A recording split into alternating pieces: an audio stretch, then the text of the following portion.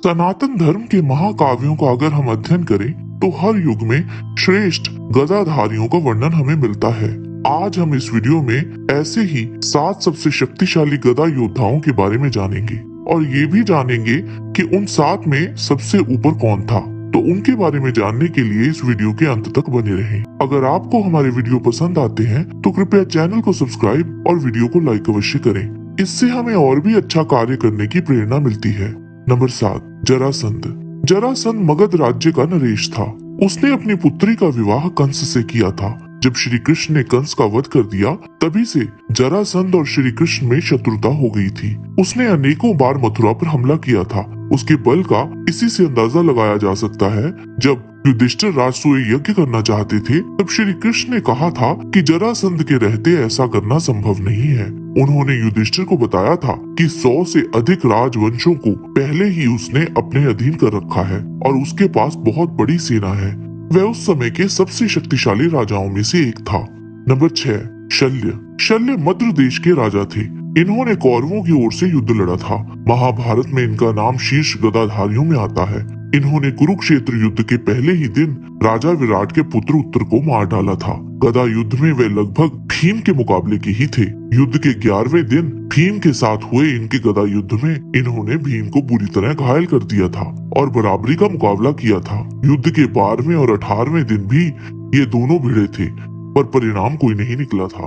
Number 5, Bhim. Bhim Pandav सेना के सबसे उत्कृष्ट गदा चालक थे। उन्होंने पहले गुरु द्रोण और उसके बाद बलराम जी से गदा चलाने की शिक्षा ली थी। उन्होंने शल्य को गदा युद्ध में परास्त किया था। कौरव सेना की एक इकाई कलिंगा की सेना के समस्त हाथियों को अपनी गदा के प्रहार से मार डाला था। उनकी गदा का भार दुर्योधन की गदा से 1.5 गुना था। द्रोणाचार्य के साथ हुए युद्ध में उन्होंने गुरु द्रोण के कितने रथ अपनी गदा से ही नष्ट कर दिए थे। दुर्योधन के साथ हुए अंतिम युद्ध में उसको इतना घायल कर दिया था कि कुछ समय उपरांत उसकी मृत्यु हो गई थी। नंबर 4, दुर्योधन। शारीरिक बल में बेशक भीम दुर्योधन से कहीं अधिक बलशाली थे पर गदा युद्ध करने की कला में दुर्योधन भीम से अधिक निपुण थे। पर पांडवों के 13 वर्षों के वनवास से पहले ऐसा नहीं था। तब भीम ही कौरव और पांडवों में सबसे अच्छे गदा चालक थे। पर वनवास के दौरान भीम ने अपना अधिक समय धनुर्विद्या सीखने में लगाया जो कुरुक्षेत्र युद्ध में उनके काम भी आई। कई शक्तिशाली योद्धाओं को भीम ने अपने धनुर कौशल से ही परास्त कर दिया था पर वहीं दुर्योधन ने अपनी संपूर्ण शक्ति गदा युद्ध में निपुण होने में ही झोंक दी थी। उन्होंने भीम का पुतला बनाकर उस पर लगातार अभ्यास किया था। दुर्योधन भी बलराम जी के ही शिष्य थे और बलराम जी ने भी दुर्योधन को उस समय का सबसे बेहतर गदा चालक माना था। नंबर 3, कार्तवीर्य अर्जुन। कार्तवीर्य अर्जुन जिसकी सहस्त्र भुजाएं थी है वंश के बड़े ही प्रतापी तथा शक्तिशाली राजा थे। भगवान दत्तात्रेय से उन्हें बहुत से वरदान प्राप्त हुए थे और गदा सहित हर एक शस्त्र को चलाने में वे निपुण थे। उन्होंने इंद्रदेव सहित सभी देवों को पराजित किया था। जब उनका रावण के साथ युद्ध हुआ था तब उन दोनों में गदा से भी युद्ध हुआ था।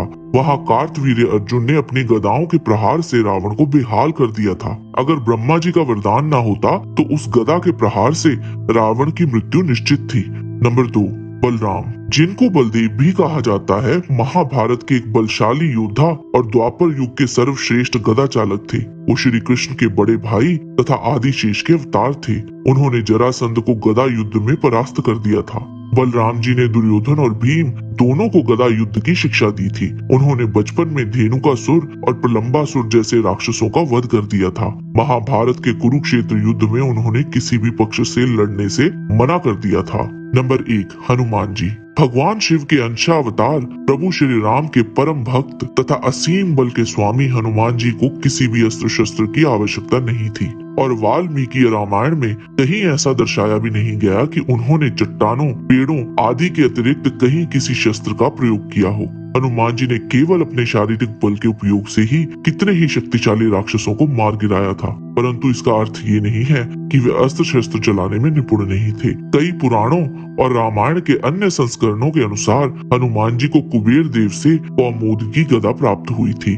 महर्षि अगस्त्य द्वारा रचित पंचमुखी हनुमान कवच में उन्होंने हनुमान जी के अस्त्रों शस्त्रों का व्याख्यान किया है और इसके अनुसार हनुमान जी के पास पाश, खटवांग, त्रिशूल, एक तलवार और कौमुद ही गदा है। आप और हम केवल कल्पना ही कर सकते हैं कि जब हनुमान जी अपनी उस गदा का उपयोग करते होंगे तो इस ब्रह्मांड में पंचदेवों के अतिरिक्त कोई ऐसा नहीं होगा जो उनके सामने टिक सके।